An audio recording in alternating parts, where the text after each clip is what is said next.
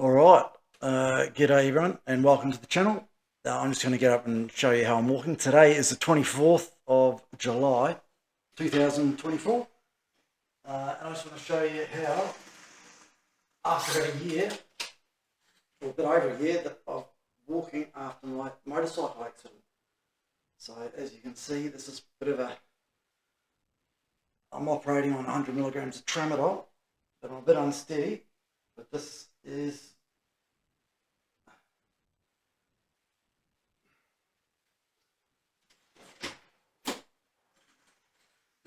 in effect to get a video record of how I am progressing. Now, the main reason why I wanted to start this channel, because this is the first bit of recording I've ever done for TikTok or anything. This is my very first video, so it'll be a bit rough, but I'm sure we'll get there in the end. So yeah, it was the 2nd of March of 2023. I was on my road bike, and that's, for those who are interested, it was a 2003 CBR 954. And I was just coming back, just running an errand. It wasn't anything too major.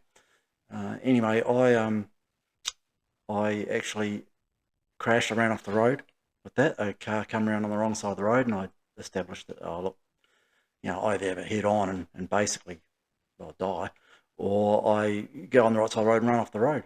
So I chose to run off the road, and I basically, the high side, flew over the bars, started up on my pegs, flew upside down, dodged a few trees. I would have been doing probably only about 70 kilometres, 70, 80 kilometres an hour. And basically I've just gone splat with my sacrum up against a tree. Be around about, I don't know, 150 mil round, from what I've been told. I haven't actually been back to the accident site yet, but I will do in due course. And that's, yeah, basically I got carted off to hospital. I don't remember a whole lot of it in the chopper. And yeah, so I passed away twice. They revived me twice. Once again, so I've been told. And yeah, so this channel is all about, documenting what things have made the journey easier for me to get through it, because it's not only physical. Like you see, I'm still struggling physically, but mentally, for someone like myself, which you'll learn about soon, the holes mentally that you fall into, and I regard myself as a pretty positive person, but gee, it's not easy. It's not easy. You wake up in the morning and you've had a good sleep, but then you try and move and everything, you're just stiff. And you're struggling to even get out of bed, and you're, oh, yeah, that's right. And it all comes flooding back, and this is your new reality. And that's not easy to deal with. So that's basically what this channel is about. And I've read a few books and bits and pieces, so anything that's helped me get to the state that I am. And I'm by no means finished, as you can see, on my journey. I have still a lot of goals I want to reach. But this will be like a video documentary of how I am progressing. So yeah, I hope to do a few more videos, obviously, as I progress along. And yeah, we'll see who we are. So I'm based just out of Perth in Western Australia, so country lad out there, originally from New Zealand. Obviously, yeah, I came over here like 20 odd years ago, so I'm well and truly. I do have just got my Australian citizenship. Nothing against New Zealand, but I've been over here and I've got a family over here now, so that makes a big difference. And because I've mentioned it, yeah, Ross is my name. Not that that really matters a whole lot. But yeah, so I basically just want to, at this point in time, I'll give you a bit of background, introduce you to the channel, and yeah, go about things and show you where I'm at. So obviously, that little bit of walking, it was something I wanted to show you. So that was actually, how I'm walking now that's after, or what is it, March, April, May, June, July. So that's 16 months. 16 months since the actual accident, and that's how I'm going. So look, the accident itself, what I ended up doing was, because I sort of landed upside down, I broke a few vertebrae in the upper part of my spine as well.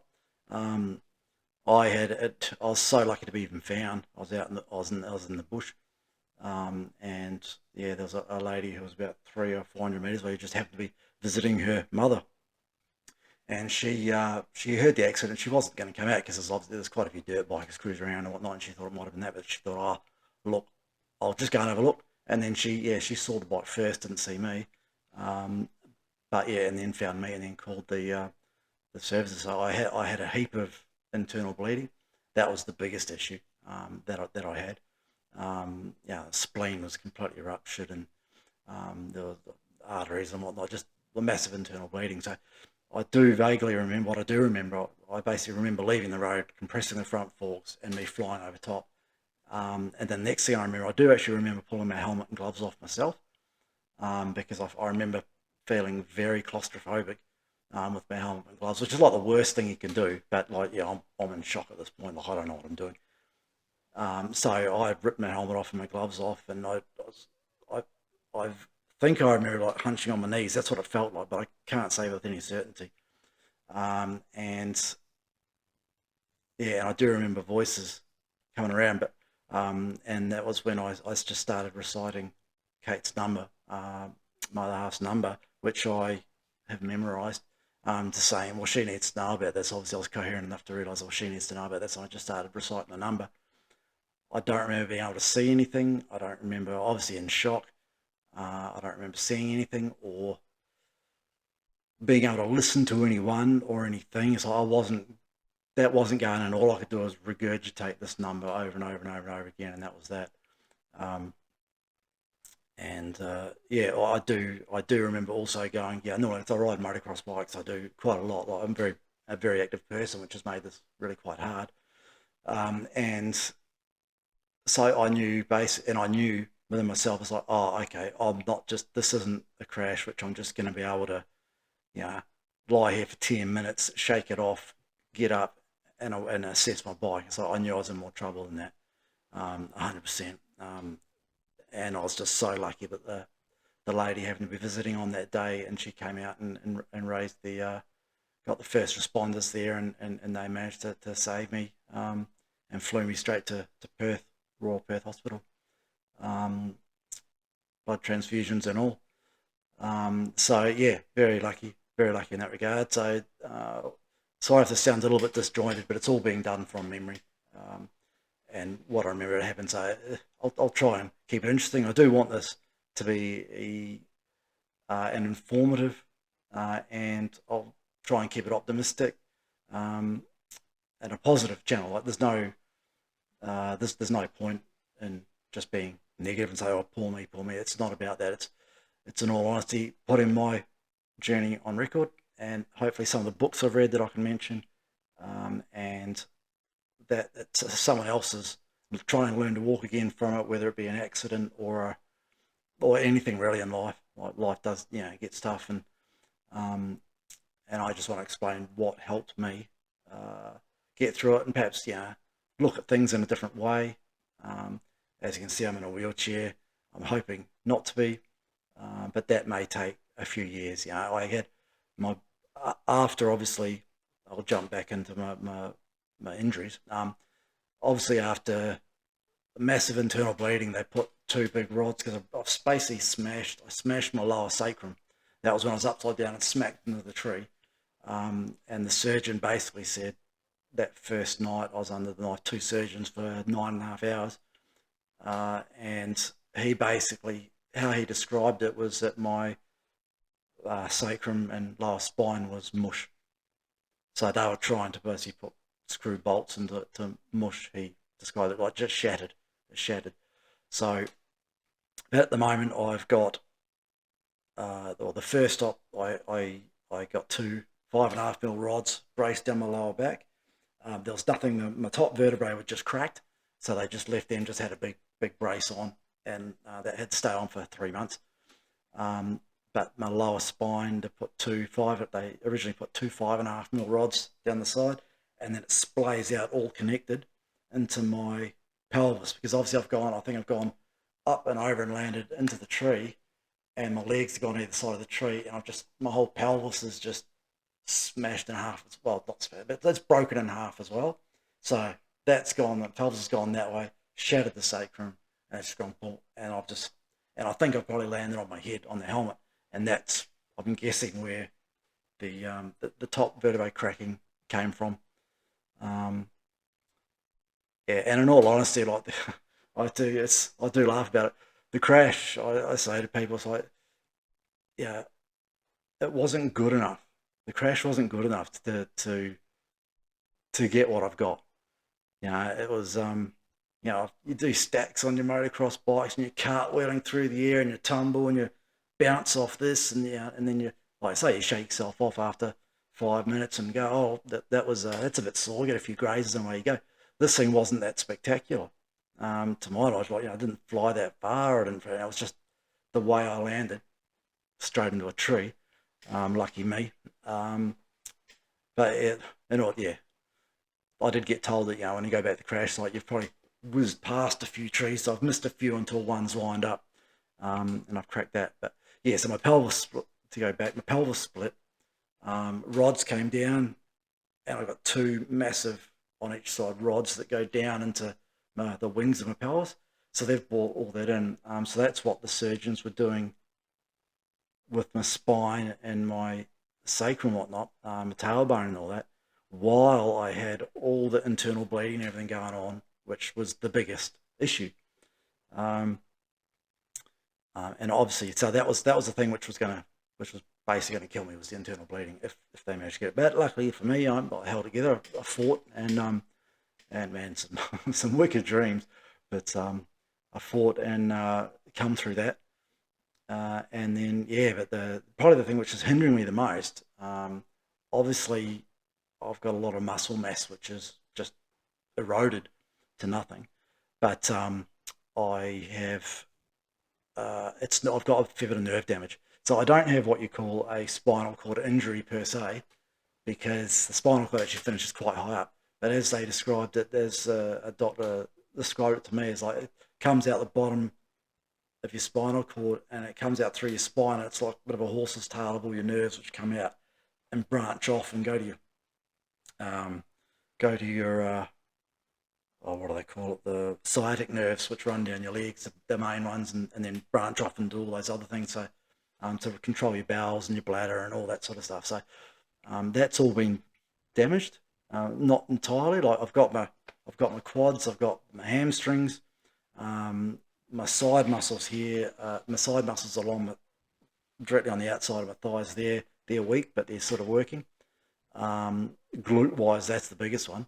They are working, but they're really not doing a lot. That's probably the biggest hindrance, and what I'm taking so long to try and build up strength, because they're the ones which are really not working. Obviously, I've got some control over it, so that's where the fight is going to be.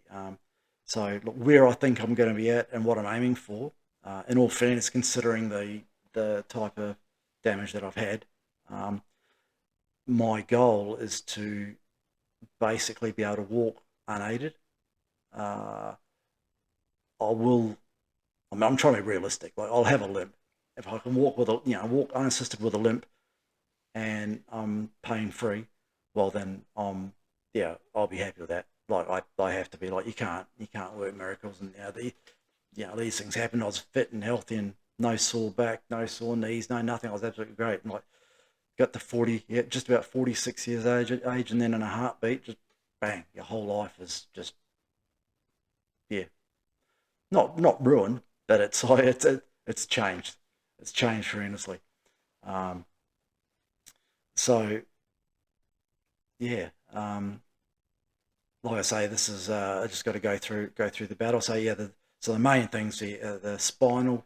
I've just had another operation 6 weeks ago, because I was being a little bit too aggressive, for want of a better term, in the rehab, and I actually cracked one of the 5.5 mm rods which run down the side of my spine. It was on the right hand side, so that added to the instability. And because I didn't really know, like, information was a bit hard to come by, and I didn't really know how bad it was. But the surgeon actually said, "Look, Ross, your pelvis isn't actually attached to your spine very well. And it's like, oh, that's they're not the words you want to hear. So look, anyway, I was a little bit excited, got a bit carried away, and I broke one of those rods. So 6 weeks ago, I went back in, and they did an operation to replace those two rods. So they beefed them up to 6 mil rods. They're the ones that run down the side, each side of my spine, and they did a whole bunch of bone grafts, to basically, the way I understand it is, if you've got a bit of box section, like square box section, and that's your spine, when I've smacked into the tree, that front face of that box section was the bit that shattered. So all that bone basically just got reabsorbed to the body because it lost blood flow to keep growing. And so now I just had a bit of channel. So the three-sided channel, which they were trying to, bolt everything to. So that gave me a fair amount of weakness. That's my understanding of it anyway. So what they've done is did a whole bunch of bone grafts to try and fill up that other side of box section, which hopefully will bring it back in the sacrum, and that's hopefully that'll bring it back to, it'll pick up the blood supply again, and that should hopefully set, and that make my spine and pelvis strong again. That's the idea, which is what I'd like, because otherwise I'd be forever weakened quite badly if that doesn't come back, and I'll be basically relying on those rods. I'd have to be very careful, because rods don't heal. They just, they'll bend and flex so many times, and then they'll just break. So I'd be, I could easily be just going backwards and forwards getting rods replaced, which isn't, it's far from ideal, because there's only so many times that can happen. But yeah, so I'll try and keep these videos to about this length, maybe a little bit shorter. I just wanted to give you a bit of a background information on where I'm at, what happened to me, so you can follow my journey on getting better again, and hopefully getting to that goal of sort of getting back as much of my old life and mobility as I can. And hopefully along the way, I can give you guys, or anyone that's interested, a bit of information which has helped me dig myself out of the mental holes that you do fall into. Like, you can't help it. Like, how months I was just in tears. You just stop, think about it, and go, your whole life has just changed, and you're mentally not, there's stuff going on in there which, you're still trying to, deal. Your brains are trying to deal with, because it's been a massive trauma, and it surprised me. I've learned a fair bit about myself, and yeah.